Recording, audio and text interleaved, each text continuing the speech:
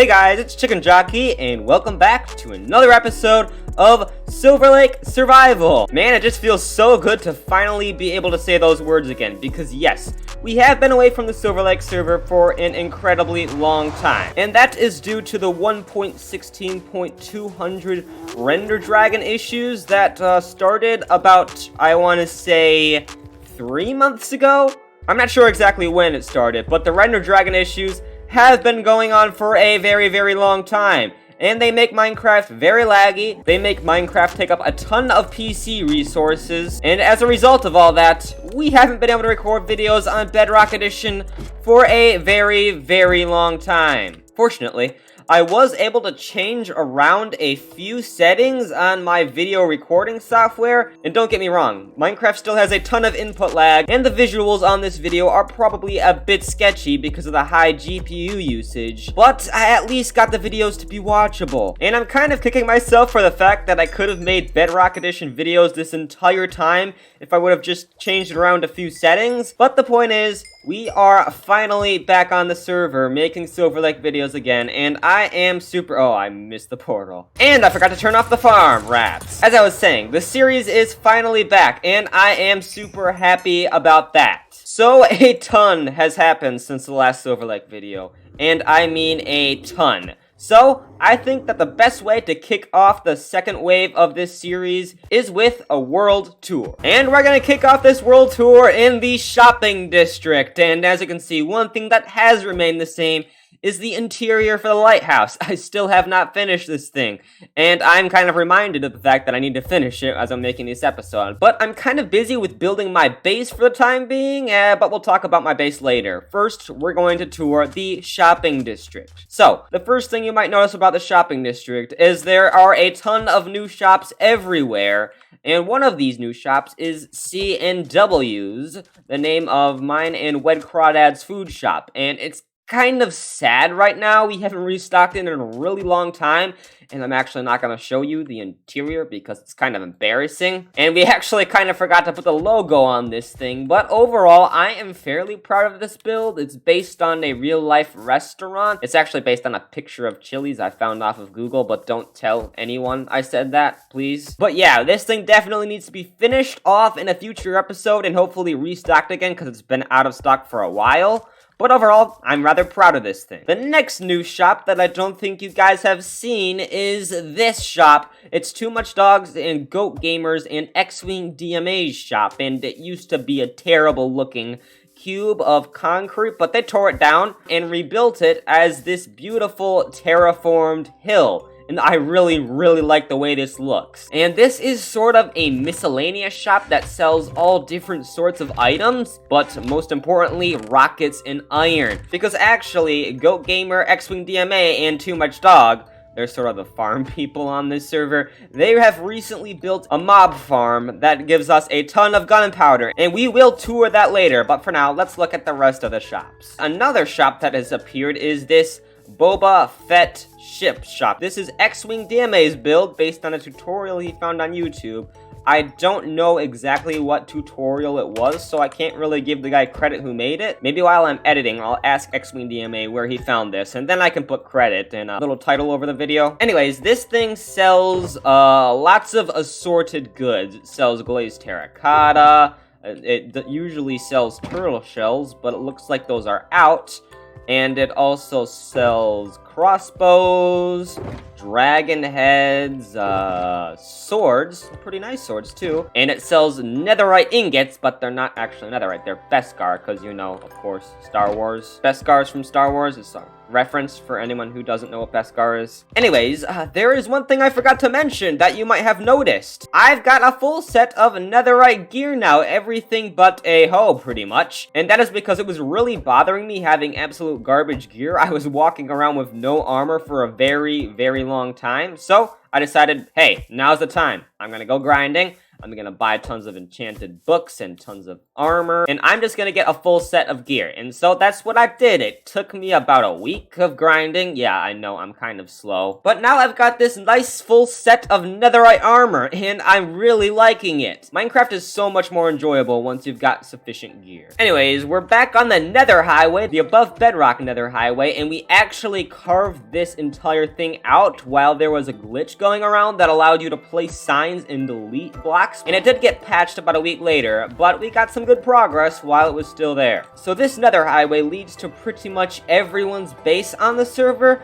but the first base we're going to be checking out, it's not mine. You'll see my base later in the episode. It's rather unfinished, but I'm still pretty proud of what I've done so far. But anyways, we are going to be looking at Goat Gamer's base because I really like this thing. It's really cool. So what this base is it is a Bowser's Castle. A really big one too, I might add. And yes, this is based on the Bowser's Castle from New Super Mario Bros. Wii, and I'm really liking this build. It is massive, it is very accurate to the original Bowser's Castle from that game, and it is also very unfinished for the time being because it's a massive project, and Goat Gamer hasn't really been able to focus on this thing too much because of some other massive projects that she's been working on, and we'll actually be getting to those later. But first, let's look at Irvin B's base that's right over here. So this thing is roughly inspired by Rendog's Sith Temple base from Hermitcraft, and it is looking absolutely insane so far. Irvin actually has plans to empty out underneath his base. All of this water is going to be cleared out, and all of this ground is going to be dug out to bedrock. I'm not sure he's going to have enough time to complete that sort of massive project in this season, but if he does,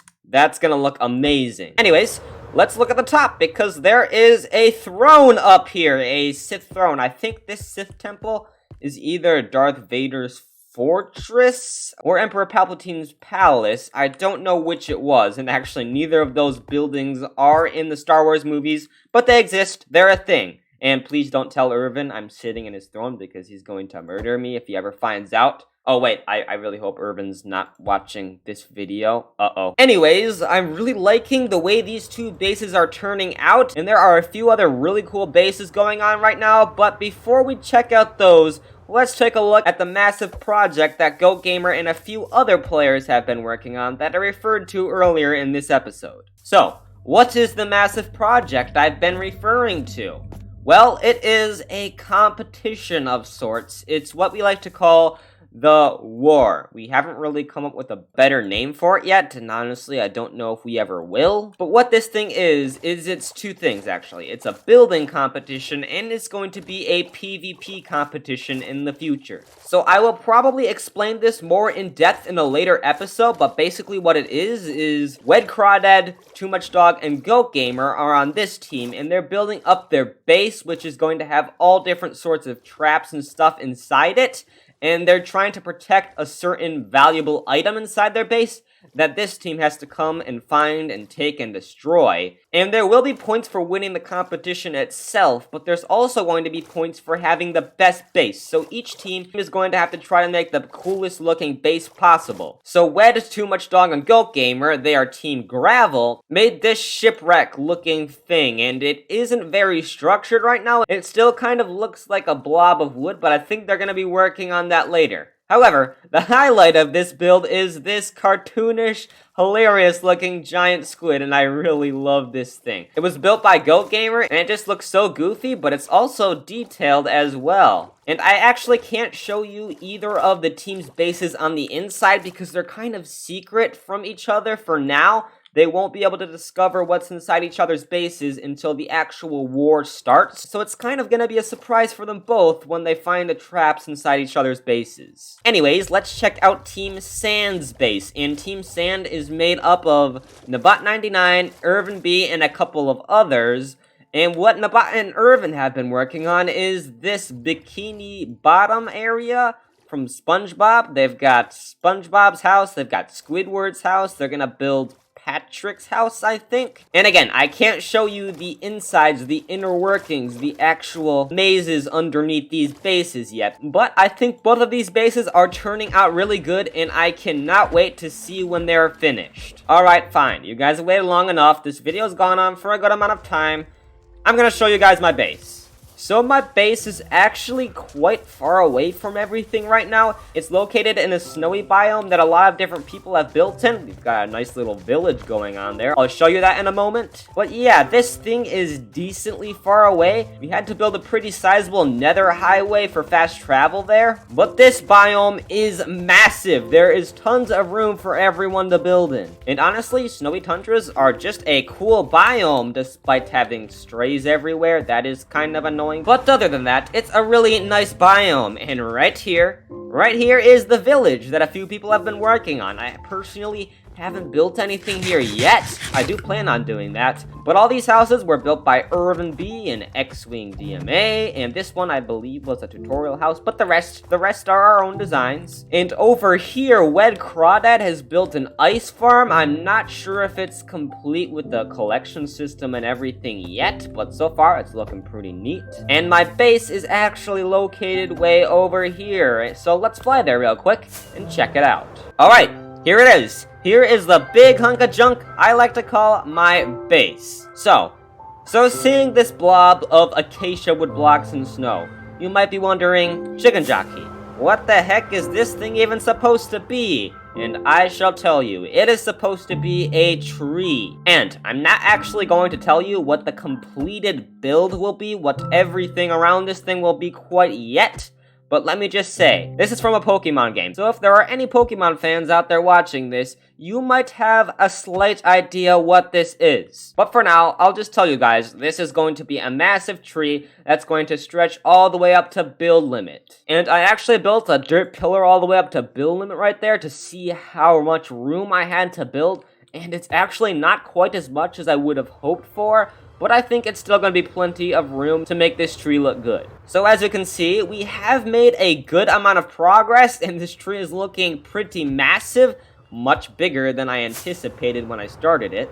But we are still only about 1/8, or actually less than 1/8 of the way to completing this. And the biggest pain for me is just getting all the acacia wood blocks for this thing. I've been having to tear up a ton of villages to get the sufficient amount of wood. But overall, I've been quite enjoying this project, and I can't wait to make more progress in future episodes. Oh, it actually looks like there is a hole right there. I'm finding little holes in this thing all over the place, and it's always a massive pain to fix them because there's only teeny tiny platforms to land on to be able to reach them. And it looks like we actually nailed that landing, so that's nice. Alright, let's fill in this gap. Looking good, looking good. I'm probably going to find another hole immediately as I fly away, but you know what, I'm done patching up this thing. Let's look at even more projects, and yes, there's more. Are you impressed yet? Probably not, but still. There's more. So right here, right behind this little snowy village, we have Nabat 99's base that he started building. And actually, Nabat has been making Silverlake episodes recently. He started back up a little bit earlier than me once we found out that we could actually record on Bedrock with a little bit of sketchy settings changes and different softwares. But anyways, this thing is looking quite good so far. I helped Nabat a little bit with the terraforming in this room. It's not quite complete, but I really like what Nabat has done. And back here in this little mine, we've got an industrial district of sorts. So here's a nice hallway, and right here we've got a sugarcane farm, and I do believe there's a melon farm back here. Yep, looking good, looking good. And actually, Nabat built these two farms in his latest Silverlake episode, so I'd highly suggest you check this video out. So yeah, I'd highly suggest you check his video out if you want to see how they were built. But unfortunately, we can't stay at his base for too long, because there is still more to discover that's been going on in the Silverlake server since our last episode. And by the way, if you've been enjoying this episode of Silverlake Survival so far, please don't forget to leave a like on the video so hopefully more can see it. And if you'd like to see more Silverlake episodes and other Minecraft content, don't forget to subscribe and hit the bell as well. And it looks like we've hit a stop here. Oh boy. Alright, we just had a little turnaround. Alright, it looks like we're back at the main Nether Highway, so let's go to the shopping district right here. and go to the above Bedrock Nether Highway. So the next base we're going to be checking out is actually the first mega base on this server that has been completed. And that is X-Wing DMA's Castle. And I do apologize that the video is a bit frame rated right now. This build seems to just be insanely laggy for some reason. But yeah, this is X-Wing DMA's Castle, and this was a design by the YouTuber Blue Nerd. He made a series of excellent videos on how to build this thing. So yeah, props to Blue Nerd for inventing such an epic build, and oh no, there's a zombie chasing us. Alright, I'm gonna run. I'm just gonna run. Anyways, the main part of this castle that is X-Wing DMA's own design, for at least the most part, is the interior. So he did take some of Blue Nerd's original ideas, but most of the interior is a custom design. And you know what? We've already sat on one throne this episode, so why not sit in X-Wing DMA's as well? You know, if either X-Wing DMA or Irvin B is watching this video, I'm probably gonna get in trouble, but you know what? This is worth it. This feels really nice. Anyways, I really like this room, but it's not all. It's not all. Because back here, we've got, I actually don't know what's back here. I don't know this base too well because it's somewhat of a maze. It's such a big castle with such a complex interior that I can never find my way around here. So it looks like right here is the Blacksmith area. I really like this place. It's looking nice. It's looking nice. Oh, and looks like here's the exit again. There's some stables right here with some nice horses. It looks like this guy has leather horse armor. And it looks like this guy does too. Anyways, this is not exactly the spot I was looking for, so let's backtrack a little bit. Alright, it looks like here we are at the map room that X-Wing DMA has made. And I believe this is the castle that we're in right now. And I really wish I had Optifine connected glass right now, but Bedrock Edition doesn't have that, and it's giving me a little bit of OCD. Because vanilla Minecraft glass, it's just kind of ugly in its non-connected form. Anyways, I'm not sure what this place is. It looks like this might be a village or something. I actually have no idea. But right over here, we have, it's actually hard to make out this stuff, but I believe this is Irvin's base, possibly? I wish I had Optifine Zoom as well. You know what? I just wish I had Optifine on Bedrock Edition, but it's just not possible, sadly. Anyways, I think this over here somewhere, or maybe it's, I actually don't know where, but somewhere over here in this general area, there is Goat Gamer's base as well. Anyways, let's try to find the room I was actually looking for. Come on, there's a lot of cool rooms here, but there's one that is really cool. There's one that I really want to show you guys. And I think it's actually this room. Yeah, it was right under our nose the entire... Oh. I guess this place is a little bit broken at the moment, but originally this was a secret fireplace that was supposed to have a secret door. So when you click a button, I think it's located... Alright, I need to grab my shovel again. But I think the button was located somewhere back here or something, right here. But apparently the door got broken. Again, this thing has been broken a couple times. So that's quite a shame. That's quite a shame that it doesn't work anymore, but it was cool while it lasted. Anyways, there are a ton of other cool rooms to show in this castle, but we don't have time to show them all. This is not supposed to be just a tour of X-Wing DMA's base. It's supposed to be a tour of the entire Silverlake server. And this video is already probably getting fairly long, mind you, so we have to... Wait a minute. Oh, I knocked a book off of his loom. Alright, let's fix that real quick. Anyways, as I was saying, it is now time to move on. Oh, we're in the dungeon. You know what? I might as well show you the dungeon. It's pretty cool. We've got a bunch of cells in here. I think there's a torture chamber somewhere. I think it's right here. Oh, this is a little gory. All right, let's get out of here. You know, my videos are not rated for over 18 plus, so I don't want to get demonetized. Oh, wait, I'm never monetized to start with. Well, I don't want my videos deleted off of YouTube. So the final area I'm going to be showing you guys is actually not a base or a build at all. It's an industrial district. And I'm not sure I'm actually going to be able to find this thing. I believe this might be the spot. This might be the portal. But I'm not 100% sure. I don't know. We're just going to have to jump in and hope that it's the right spot. And I see an iron farm. Alright, that was the right portal after all. So this industrial district is Goat Gamer, X-Wing DMA, and Too Much Dogs Industrial District. As I said, they're kind of the farm people of this server. Anyways, we've got an iron farm. We've got a sugarcane farm.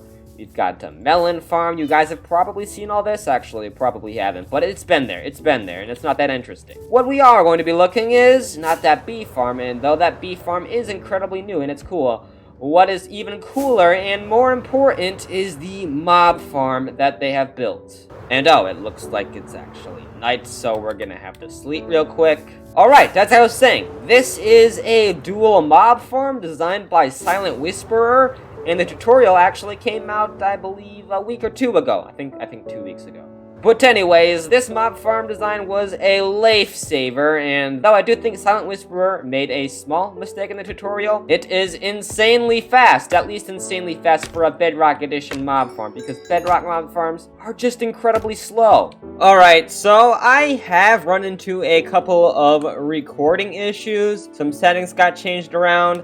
I thought I changed them back, but it was still incredibly laggy, the video was, so I had to spend a very long time trying to get things fixed. So I'm just gonna re-record the thing that I've tried to record many times previously, and that is showing you these two farms that are behind my starter house over here. So, the first farm was supposed to be this tree farm. It's an excellent design for a tree farm, made by Silent Whisperer, but the problem is, I needed a way to collect the wood once it was farmed up. And you're supposed to use ghasts for wood farms, but that's kind of complicated. So I made what I thought was a genius move, and made a redstone chopping system that pushes the wood down into you so you can chop it up by hand with an axe. And I designed it. It worked perfectly well in a redstone testing world. Did not work at all in the server, and I have no idea why. Sometimes redstone just works slightly wrong on this server. I have no idea why to this day, but it was a problem. So, when I finally thought I had fixed the problem, a creeper blew up a certain spot of the tree farm. The whole thing broke. I couldn't get it back to normal, and after a while I decided, you know what, I'm just gonna quit. I'm just gonna chop up wood by hand and not bother with this thing ever again. And even though it probably will take me a lot longer in the long run to chop up wood by hand, it will hopefully save me a lot of frustration trying to work on this thing. Anyways, the farm that I have back here that actually works is this standard shovel run snow farm, where you just shovel up all the snow that this snow golem is causing. But the problem is, snow farms are ridiculously fast. At least the shovel kinds are ridiculously fast. So, I need a way to collect all of the snow fast enough without letting it overflow from the storage system. And to do that, I just stuck a ton of minecart hoppers on a rail to kind of divide up the labor of collecting all the snow between all the minecart hoppers. And so far, this storage system has been easily fast enough, and it hasn't failed me yet. I know there are probably a lot of easier ways to make a snow farm. Oh. This minecart hopper fell off the rail again. This has happened way too many times to count.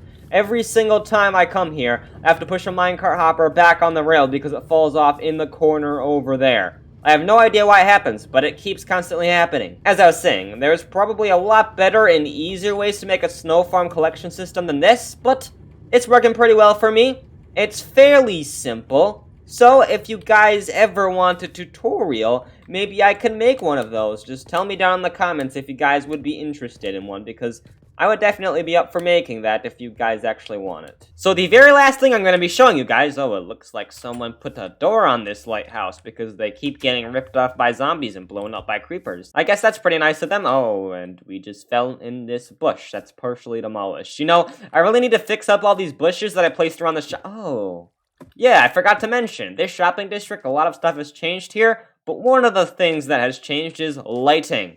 This thing is mostly lit. I spent a long time on trying to get it at least mostly lit. The lighting does kind of stick out a little more than I wanted it to, but it's fine. I really do need to fix these bushes that keep getting broken, though. Anyways, one shop has actually popped up in the middle of while I was making this video, and that is this bee shop that has this, that messed up. As I was saying, it's this bee shop that has this amazing...